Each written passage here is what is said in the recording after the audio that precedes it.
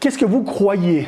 Quel est le contenu de ce que vous croyez, le contenu de votre foi? Alors, il y a 3 moyens de donner une réponse à cette question. Premier moyen, c'est de faire une liste, une sorte de confession de foi. Voilà ce que je crois. Le deuxième moyen, ce serait de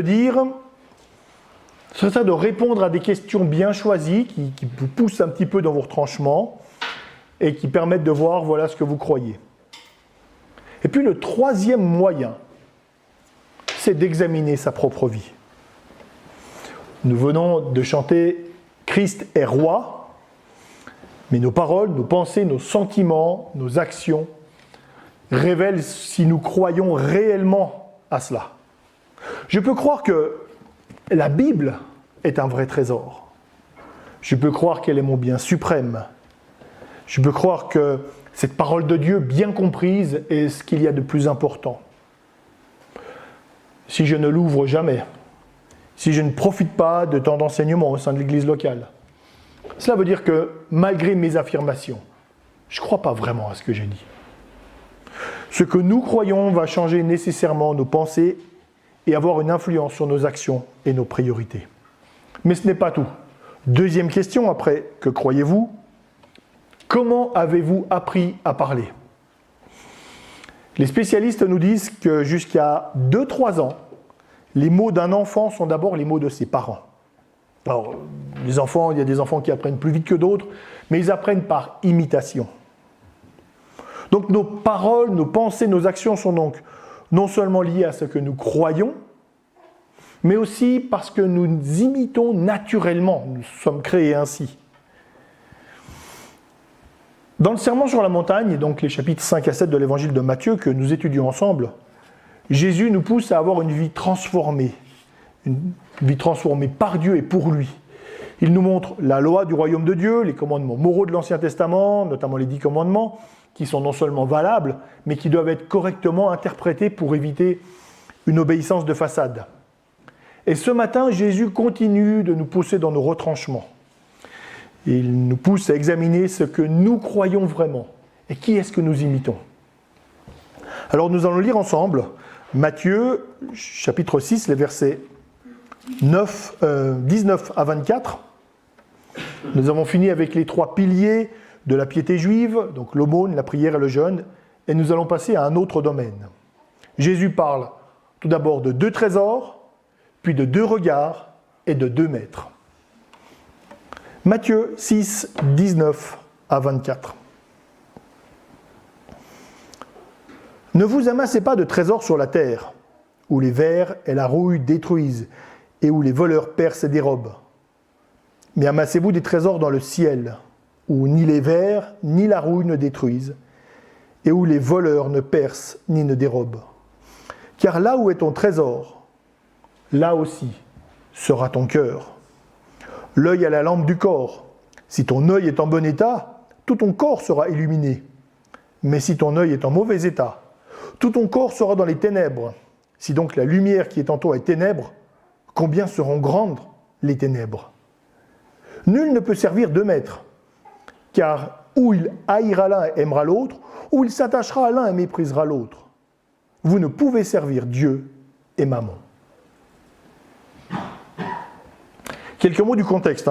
Donc le contexte, ce n'est pas la détestable habitude des prédicateurs, c'est le réflexe de tout bon lecteur de l'Écriture, pour bien comprendre.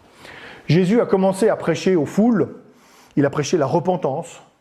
Pour venir à Dieu, je dois reconnaître que c'est une erreur de se confier en soi, reconnaître que j'offense gravement Dieu par mon indifférence, désirer le pardon par Christ, désirer que Dieu règne. La repentance n'est d'ailleurs pas réservée aux non-croyants, c'est le mode de vie du croyant qui doit sans cesse revenir à Dieu chaque fois qu'il s'en éloigne. Puis Jésus s'adresse aux disciples.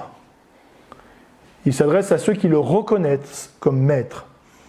Il leur donne une règle de vie donc dans le royaume de Dieu.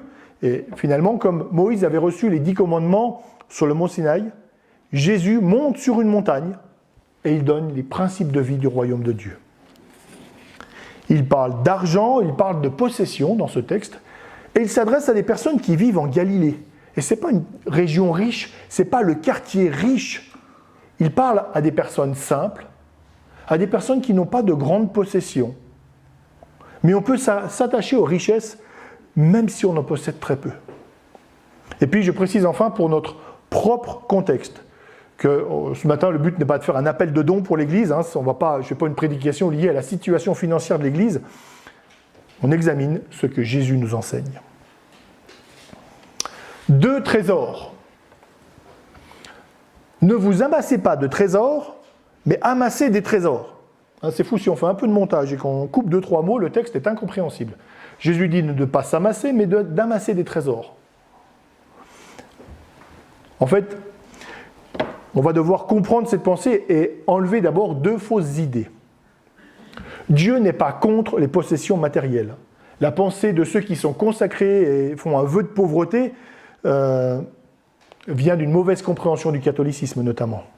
Dieu donne de nombreux bienfaits à ses enfants, y compris sur le plan matériel. 1 Timothée 6, 17.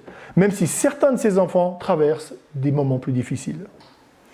Et deuxième pensée, le monde matériel n'est pas mauvais. Quand on parle du monde matériel qui n'est pas bon, des choses d'ici-bas, des choses bassement matérielles, ce n'est pas la pensée chrétienne, c'est la pensée grecque, c'est Platon. Dieu a créé le monde matériel. Nous ne sommes pas des âmes prisonnières d'un corps. Nous sommes corps et âme. Et dans l'éternité, nous ne serons pas des âmes sans corps. Nous aurons un corps matériel. Simplement, si je puis dire, il sera un peu différent. Il aura des propriétés différentes du nôtre. Alors que dénonce Jésus? Que demande Jésus? N'amassez pas. Ne cherchez pas à entasser pour entasser. Ne cherchez pas à accumuler le plus d'argent possible. Ce que Jésus dit, recherchez le bon trésor. Amassez, oui, mais amassez les bonnes choses, le bon trésor, en vue de l'éternité. S'il devait y avoir une rumeur que l'or va perdre toute sa valeur, alors tous ceux qui entendent et tous ceux qui croient cette information vont chercher à vendre. On ne va surtout pas chercher à garder ce qui demain sera sans valeur. Et ils vont essayer d'investir dans d'autres domaines. Recherchez le bon trésor. L'argent, les possessions ne sont pas inutiles, mais ne leur donnez pas une importance démesurée. Et Jésus nous invite à regarder à ce qui est éternel. Il nous invite à regarder les limites de nos possessions. Nous pouvons les perdre, nous pouvons nous les faire voler. À l'époque de Jésus, les murs de nombreuses maisons étaient faits en une sorte de torchis peu résistant.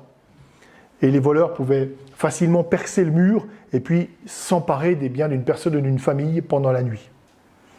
Aujourd'hui, les vols, les accidents de la vie peuvent aussi nous faire perdre nos richesses et nos possessions. Et même si nous parvenons à les garder, nous n'allons pas les emporter après notre mort. Ecclésiaste 5,14 nous rappelle que nous venons au monde nus et que nous en repartons nus. Ou une expression peut-être plus récente dit que les linceul n'ont pas de poche. Ces vêtements pour les morts n'ont pas de poche. Par contre, nous avons cette certitude. Apocalypse 14, 13, qui va s'afficher. J'entendis une voix qui disait, écrit, « Heureux les morts qui meurent dans le Seigneur dès à présent. Oui, dit l'Esprit, afin qu'ils se reposent de leurs travaux, car leurs œuvres les suivent. » Jésus ne demande pas d'accumuler des mérites dans un trésor que l'Église pourrait distribuer aux autres. Ça, c'est l'enseignement actuel de l'Église catholique. Concernant le purgatoire, il n'y a aucune base biblique. En fait, quand on parle de trésor au ciel, nous n'avons pas tellement de précision. Je ne sais pas, la Bible est très discrète à ce sujet. Une partie provient sans doute de la paix que l'on peut avoir. Parce que dans sa grâce, Dieu utilise notre vie pour sa gloire. Mais nous n'avons pas de détails. L'essentiel est investissons pour Dieu. Et comme on a vu dans le cadre de la prière, de l'aumône du jeûne, on peut dire « Ton Père te le rendra ». Nous ne savons pas comment, mais nous pouvons avoir confiance en un Dieu si bon, un Dieu plein de grâce. Là où est ton trésor, là aussi sera ton cœur, Matthieu 6, 21. Si je cherche ma sécurité, si je cherche mon identité, si je cherche ma joie ultime ailleurs qu'en Dieu, alors ce qui me donne ma sécurité, ce qui me donne mon identité, ce qui me donne ma joie ultime, deviendra une idole. Elle remplace Dieu. C'est vrai pour ma position sociale, pour mon emploi, si je sacrifie tout à mon travail, ça devient une idole. C'est vrai pour l'amour, la sexualité, qui sont devenus des idoles modernes. Il faut les suivre pour s'accomplir. On est en plein dans la définition de l'idolâtrie. C'est vrai de nos possessions. Si notre véritable trésor se situe dans nos possessions, notre cœur, c'est-à-dire notre volonté, notre intelligence, tout ce qui motive nos actions, notre cœur, toute notre pensée, n'est pas à Dieu, mais à l'argent. Alors que faire concrètement ? Je note tout d'abord que Jésus ne nous dit pas de faire attention. Jésus ne nous conseille pas de bien choisir. Il commande, il ordonne. Les paroles que nous avons lues sont sans nuance, elles sont même un peu rudes.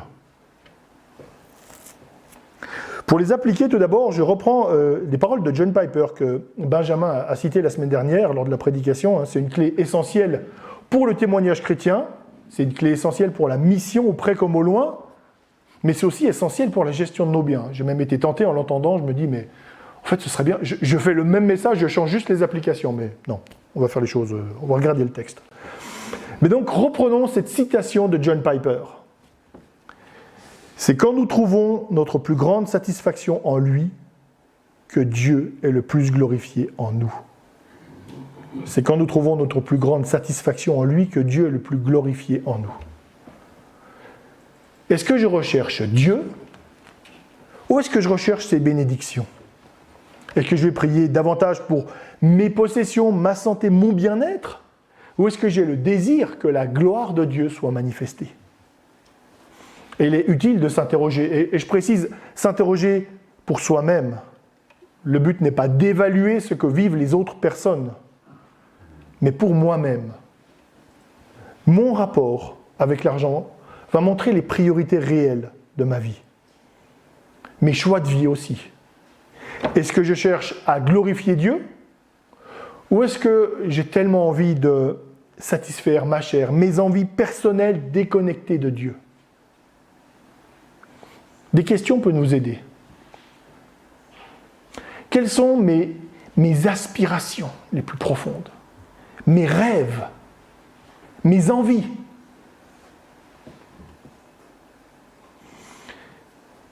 Quel est l'objet de mes rêveries quand je suis éveillé, mais que je pars dans mes pensées? Quel est l'objet de ces pensées? Qu'est-ce qui actuellement me manque le plus? Qu'est-ce qui me manque pour être vraiment bien? Pour être pleinement heureux? On pourrait donner les réponses évangéliques, les réponses de façade.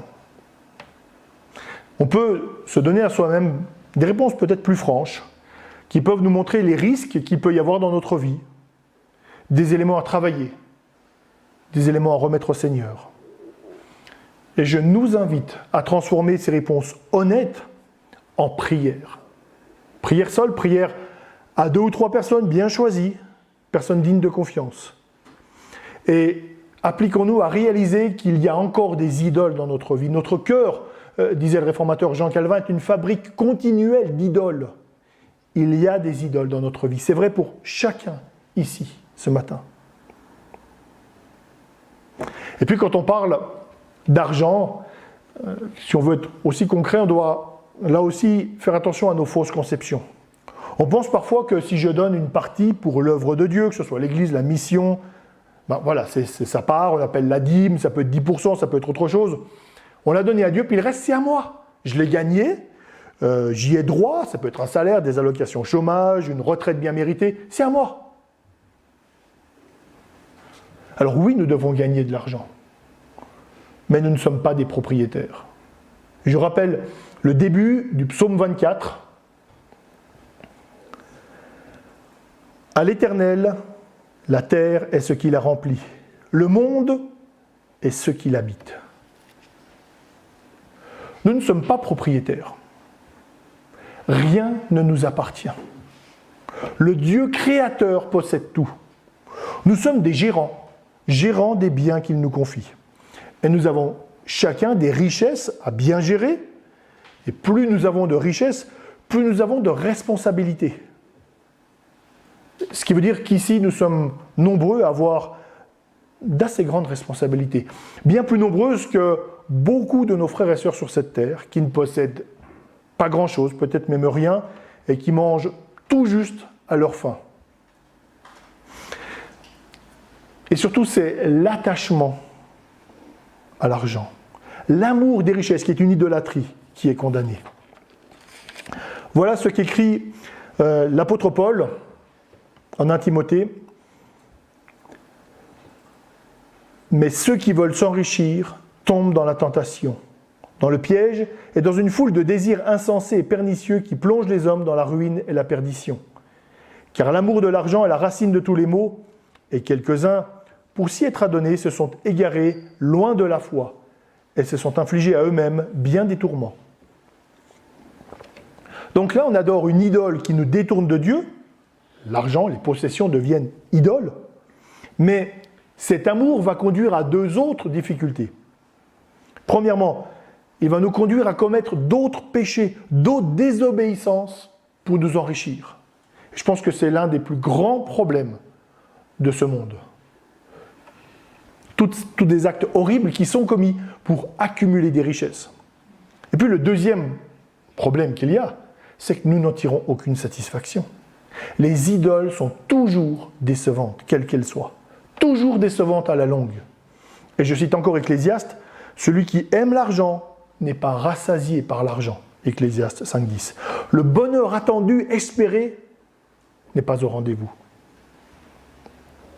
Alors je vous propose quelques pensées toutes pratiques. Pour quelques-unes, je suis redevable à Florent Varac. Il a des conseils pratiques et sages qui méritent d'être partagés. Donc j'ai 7 conseils pratiques. Premier élément, il est bon d'avoir des réserves lorsque c'est possible. Proverbe 21:20. De précieux trésors et de l'huile sont dans la demeure du sage, mais l'homme insensé les engloutit. Avoir des réserves en cas de coup dur. Mettre, si possible, de l'argent de côté pour des temps difficiles, ce n'est pas un péché, ce n'est pas ça, amasser. L'idée d'être prévoyant n'est pas condamnée par l'Écriture. Deuxième élément, cette épargne ne doit pas être un obstacle au contentement. Hébreux 13:5. Ne vous livrez pas à l'amour de l'argent, contentez-vous de ce que vous avez.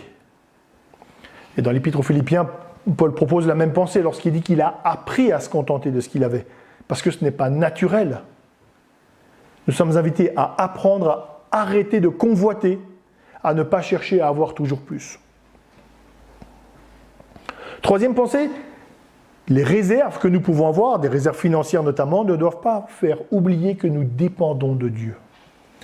En Luc chapitre 12, on ne va pas lire le texte, Jésus dénonce un riche insensé qui se repose sur des richesses immenses. Ses récoltes ont été tellement importantes, tellement fructueuses, qu'il a dû construire de nouveaux entrepôts pour tout stocker. Mais sa vie lui sera demandée. Que fera-t-il de ces richesses? Et c'est la même pensée que dans le texte du jour, dans Matthieu 6. Que fera-t-il de ces richesses? Jésus, toujours dans le Sermon sur la montagne, vient de dire « Donne-nous aujourd'hui notre pain quotidien ». Nous sommes dépendants de Dieu en tout. Même si nous avons des réserves, et même si dans la maison il y a plusieurs jours de vivres d'avance, c'est Dieu qui nous maintient en vie. C'est Dieu qui nous donne les capacités, qui donne les possibilités de gagner ce que nous avons. Tout vient de lui. Mais l'essentiel, c'est que, par rapport aux richesses, c'est que tout se passe dans le cœur, dans notre pensée. Je fais des économies, bien sûr, dans un monde incertain depuis la chute. Mais ce que Jésus demande, c'est de ne pas y attacher son cœur. Ma sécurité est premièrement en Dieu. Et bien sûr, dans cette relation avec Dieu, je suis responsable de gérer mes biens, dans sa dépendance et avec intelligence.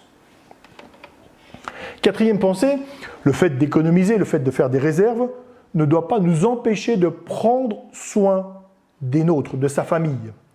1 Timothée 5, 8. 1 Timothée 5, 8. Si quelqu'un n'a pas soin des siens, et principalement de ceux de sa famille, il a renié la foi. Il est pire qu'un infidèle. Je ne peux pas économiser à l'extrême pour un projet personnel pendant que mes enfants ou pendant que mes parents manquent du nécessaire et ont à peine de quoi vivre. Et dans le contexte de 1 Timothée 5, 8 parle vraiment d'argent. Cinquième pensée, économiser ne doit pas gêner nos dons volontaires pour l'œuvre de Dieu, que ce soit pour l'Église, la mission, et aussi pour les plus défavorisés. 2 textes. 1 Corinthiens 16, 2. Que chacun de vous, le premier jour de la semaine, mette à part chez lui ce qu'il pourra, selon sa prospérité, afin qu'on n'attende pas mon arrivée pour recueillir les dons. Et puis 2 Corinthiens 9, 7. Que chacun donne comme il l'a résolu en son cœur, sans tristesse ni contrainte, car Dieu aime celui qui donne avec joie. Donc, l'idée est de donner de manière volontaire, selon nos moyens. Il y a quelques années, je me disais, si j'avais plus d'argent, je pourrais mieux soutenir la mission, mieux soutenir l'Église. J'étais totalement dans l'erreur. Dieu possède tout. Dieu n'attend pas mes dons. Dieu n'est pas en train de se dire, pourvu qu'Olivier donne un peu plus, je vais enfin pouvoir réaliser ce qui me tient à cœur. Il a tout. Par contre, ce qu'il veut, c'est que je gère ce que j'ai. Que ce soit beaucoup ou peu. Il veut que je gère ce que j'ai. Je suis responsable devant Dieu de gérer, d'économiser, de donner en fonction de ce que j'ai. Sixième pensée, je suis responsable de gérer mes finances. Pas de commenter la manière dont les autres gèrent leurs finances. Il y a quelques années, j'avais été étonné, alors je pense que c'était vraiment sans jugement, mais j'avais été étonné parce que j'ai vu la nouvelle voiture d'un pasteur qui ne correspondait pas à ce que j'imaginais. Elle paraissait plus grande, plus confortable que ce que je voyais d'habitude. Et j'en avais librement discuté avec lui. Il m'avait expliqué que c'est vrai que le modèle était plus luxueux, plus coûteux que ce que l'on voit habituellement. Mais en fait, avec ses problèmes de santé, notamment de dos, et ses nombreux déplacements pour son ministère, parfois plusieurs heures, eh bien, c'était un excellent investissement qui lui permettait de beaucoup mieux servir Dieu. On peut tellement juger sur les apparences, mais la gestion de l'argent, de nos biens, concerne premièrement notre attachement personnel. Suis-je attaché à Dieu ou à ses biens? Et cela n'est pas visible par les autres. Septième pensée, Dieu ne cherche pas à me priver de joie, mais il me donne ce qu'il y a de meilleur. Ça, je pense que c'est la clé de tout. Dieu ne cherche pas à me priver de joie, mais il me donne ce qu'il y a de meilleur. C'est une pensée qui est répandue dans notre société que Dieu s'oppose au bonheur des hommes à cause des interdits. Il limite ma sexualité, il limite le choix du conjoint, il limite l'utilisation de mon temps, même de mon sommeil. Il limite mon sommeil le dimanche matin. En plus, il veut gérer mon argent. Dieu nous conduit vers ce qu'il y a de meilleur. Sa personne, sa gloire. Dieu nous donne une paix que nul autre ne peut donner. Dieu prend soin des siens. Il accorde le plus grand bien qui existe, son pardon, sa grâce. Il remplace la culpabilité par la justice de Christ. Il fait de nous ses enfants, des membres de sa famille. Et il garantit à tous ceux qui se confient en lui un avenir éternel de gloire. Et dans le domaine des richesses, il nous demande d'investir dans des richesses éternelles plutôt que dans ce que nous pouvons perdre. Je dirais même que nous allons perdre de manière certaine. Dieu ne cherche pas à me priver de joie, mais à me donner ce qu'il y a de meilleur. Les deux autres points seront nettement plus courts. 2 regards, et on va relire les versets 22 à 23 de Matthieu 6. 2 regards. L'œil est la lampe du corps. Si ton œil est en bon état, tout ton corps sera illuminé. Mais si ton œil est en mauvais état, tout ton corps sera dans les ténèbres. Si donc la lumière qui est en toi est ténèbres, combien seront grandes les ténèbres ? C'est un texte difficile. Je suis reconnaissant qu'il y ait des docteurs dans l'Église universelle pour nous aider dans de telles situations. Alors voici comment le comprendre. Jésus demande d'avoir un regard en bon état. Pour le traduire comme ça, un regard pur, un regard qui n'est pas double. Il nous dit, dirigez vos regards vers ce qui est éternel, vers ce qui est pur. Ne convoitez pas les richesses de ce monde qui vont vous détourner de Dieu. Donc dirigez ce regard intentionnellement, convoitez les richesses éternelles, mais ne pas convoiter ce qui est dans ce monde. Donc on ne va pas se boucher les yeux dès qu'on passe dans la rue, bien sûr, mais c'est vers quoi est-ce que j'ai ce regard qui désire quelque chose. Un regard qui n'est pas double, un regard qui n'est pas à moitié vers Dieu, mais aussi vers l'argent. Ma joie, ma joie profonde et intérieure, ma vraie paix, ne vont pas dépendre de Dieu et des richesses, ou de ma situation sociale, de ma réussite, de mon travail, de mon conjoint. Cette joie et cette paix ne dépendent que de Dieu. Et donc Jésus continue, avec ce passage sur l'œil qui est la lampe du corps, dans la même pensée que ce qu'il vient de dire. Là encore une fois, quelles sont nos attentes? Quelles sont mes attentes et mes désirs? Ça peut être le cas de comment est-ce que je gère mon temps? Quelle est la place pour Dieu, pour sa parole? Le rassemblement du peuple de Dieu le dimanche? Quelle est la place pour manifester l'amour de Dieu autour de moi, y compris par mes biens? Quelle place pour le repos? Il y a le piège de croire que Dieu ne peut pas se passer de nous. Idem pour les dons, quelle est la sagesse que je peux avoir? Je participe parce que Dieu me le demande, mais je ne vais pas me mettre en difficulté en donnant trop. Comment est-ce que je peux avoir un regard juste vers ce qui est éternel en gérant avec sagesse les biens de ce monde? Transformant ces paroles en méditation pour faire le point, transformant ces paroles en sujet de prière pour que Dieu nous donne la sagesse de bien gérer nos finances. 2 trésors, 2 regards, 2 maîtres. On relit Matthieu 6, 24.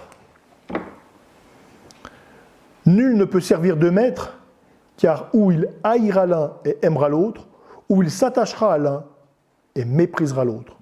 Vous ne pouvez servir Dieu et Mammon.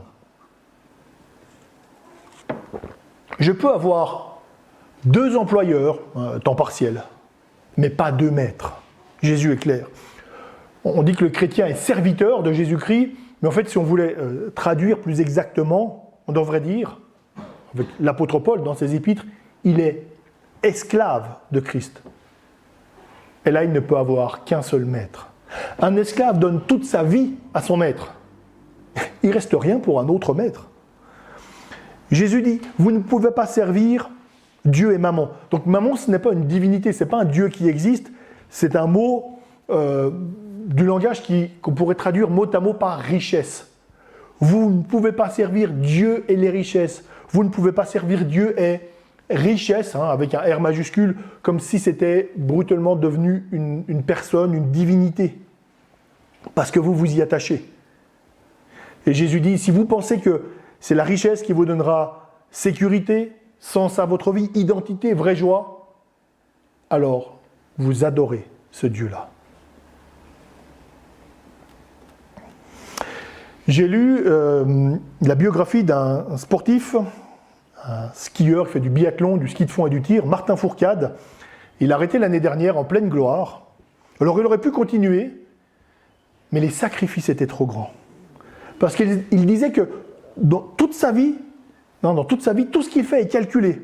Tout est pensé en fonction de son sport, en fonction de la prochaine course, en fonction du prochain bloc d'entraînement, de son temps de préparation. Même le repos, il est là pour être en forme lors de la prochaine course. Et j'ai vu que l'équipe de France là, a rattaqué maintenant pour la prochaine course fin novembre. Tout est pensé, toute la vie est vers un seul objectif. Et il n'est pas possible pour les sportifs professionnels d'être compétitifs avec deux objectifs.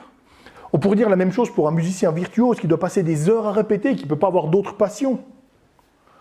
J'ai vu aussi que dans le monde de l'espionnage, il y a des agents doubles. C'est-à-dire que c'est un agent secret qui travaille pour deux organisations, mais en fait il fait semblant de travailler pour un pays, par exemple, mais en secret il a trahi puis il travaille pour un autre. Il y a même des agents triples. C'est-à-dire ils font semblant d'avoir trahi, mais ils continuent à travailler pour le premier pays. Et il y a même des agents quadruples, mais je vais arrêter parce que je vais totalement se perdre. Mais à chaque fois, il n'y a qu'un seul maître, pas deux. Un seul. Et de la même manière, je peux faire croire aux hommes que je suis un bon chrétien, que j'ai la façade qu'il faut. Mais je ne vais pas tromper Dieu. Il voit si je suis un agent double, triple, ou si je suis entièrement à lui. Il voit mon cœur, il connaît mes pensées, mes envies. L'argent est un moyen de vivre dans ce monde, c'est une nécessité. Mais nous avons besoin de sagesse pour bien le gérer. Nous devons avoir de la sagesse pour gérer, pour servir notre maître avec notre argent. Et ne pas servir notre soif d'argent avec Dieu. Est-ce que je désire servir Dieu avec mes possessions ou servir mes possessions avec Dieu en lui demandant de m'en donner plus? Un seul maître. Et voilà, voici ce que commande la parole de Dieu. 1 Timothée, chapitre 6, versets 17 à 19.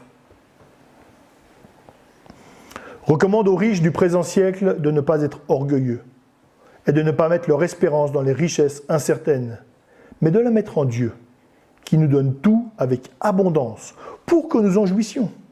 Qu'ils fassent le bien, qu'ils soient riches en bonnes œuvres, qu'ils aient de la libéralité, de la générosité, et qu'ils amassent ainsi un beau et solide trésor pour l'avenir, afin de saisir la vraie vie. Nos biens sont utiles dans ce monde, mais leur gestion doit révéler que nous sommes serviteurs de Christ. Et pour ces questions, nous avons besoin de développer trois choses. Tout d'abord, l'humilité. Notre culture nous transforme. Nous sommes attachés à nos possessions, fortement poussés à voir notre bonheur comme matériel. Je n'ai parlé en introduction de cette prédication. Nous apprenons par imitation et soyons humbles face à cette pression de la société. Deuxième élément, la dépendance de Dieu. Puisque nous fonctionnons par imitation, fréquentons Dieu, fréquentons sa parole, la lecture, la prédication fidèle de sa parole, la méditation de ce que nous lisons et entendons, repassons ça dans notre tête. Et troisième élément, la sagesse. Demandons à Dieu de nous donner la sagesse. Dans le Sermon sur la montagne, Jésus décrit le mode de vie du disciple. Et nous devons faire ce constat. C'est impossible à suivre. Ce que Jésus commande n'est pas réalisable avec nos forces. Et cela ne nous pousse pas au découragement. On ne va pas tout rejeter parce que les demandes de Dieu sont justes, elles sont bonnes, elles sont excellentes, elles sont parfaites. Mais cela nous pousse à faire un constat d'échec quant à nos forces. Et ce constat va nous pousser vers Dieu. C'est vers lui que je vais chercher la sagesse. C'est vers lui que je vais chercher la volonté d'une vie différente. Les forces, il nous donne son esprit à tous ses enfants pour nous transformer. L'humilité, je suis faible, je suis influençable. La dépendance, j'ai besoin de Dieu. La sagesse, je prie pour que Dieu transforme mes pensées, mes motivations, pour une vie qui s'approche toujours plus de ce qu'il commande. Et je rappelle cette pensée donc pour ce sujet. Nos biens sont utiles dans ce monde, mais leur gestion doit nous révéler que nous sommes serviteurs de Christ. Je vous invite à quelques instants de silence.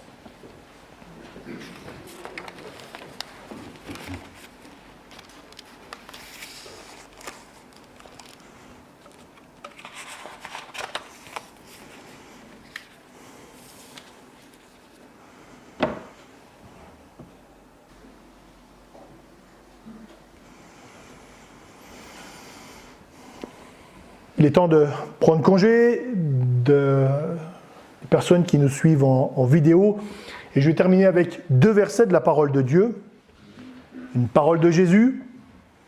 Là où est ton trésor, là aussi est ton cœur. Matthieu 6, 21. Et le second est le dernier verset de la première épître de Jean. Petits enfants, gardez-vous des idoles. Que Dieu nous accorde à chacun le discernement pour rechercher le véritable trésor en lui, sans nous laisser éblouir par les fausses promesses des idoles. Je vous souhaite une excellente semaine. Que Dieu vous bénisse.